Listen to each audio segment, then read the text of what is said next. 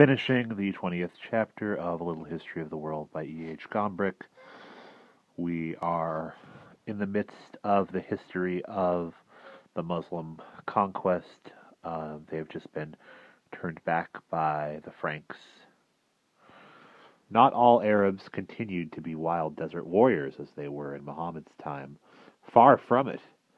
As soon as the heat of battle had reduced a little, they began to learn from the peoples they had defeated and converted in all their conquered lands. From the Persians, they learnt about Eastern splendor, how to take pleasure in fine rugs and textiles, in sumptuous buildings, wonderful gardens, and precious furnishings and ornaments, all beautifully decorated with intricate patterns. In order to erase all traces of the memory of the worship of idols, Muslims were forbidden to make likenesses of people or animals. So they decorated their palaces and mosques with beautiful, intricate, interlacing patterns of lines and many colors called after the Arabs, arabesques. And from the Greeks, who lived in the conquered cities of the Roman Empire in the east, the Arabs learnt even more than they learnt from the Persians. Instead of burning books, they began to collect and read them.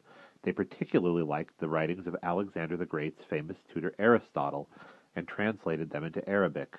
From him they learned to concern themselves with everything in nature and to investigate the origins of all things. They took to this readily and with enthusiasm.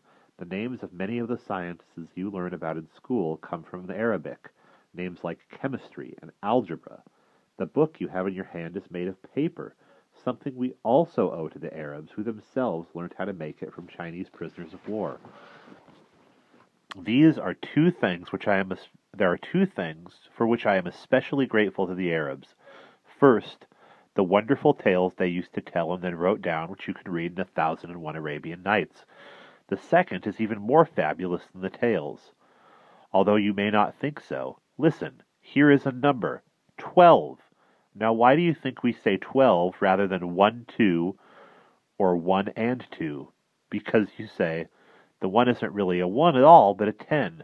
Do you know how the Romans wrote 12? Like this, XII, and 112, CXII, and 1112, MCXII. Just think of trying to multiply and add up with Roman numbers like these.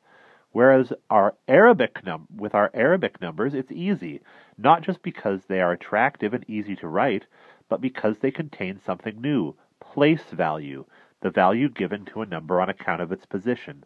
A number placed on the left of two others has to be a hundred number. So we write 100 with a 1 followed by 2 zeros. Could you come up with such a useful invention? I certainly couldn't.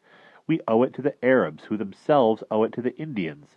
And in my opinion, the invention is even more amazing than all of the 1001 Nights put to that. And in my opinion, that invention is even more amazing than all of the 1001 Nights put together. Perhaps it's just as well that Charles Martel defeated the Arabs in 732, and yet it was not such a bad thing that they founded their great empire, because it was through these conquests that the ideas and discoveries of the Persians, the Greeks, the Indians, and even the Chinese were all brought together. And that is the end of the 20th chapter.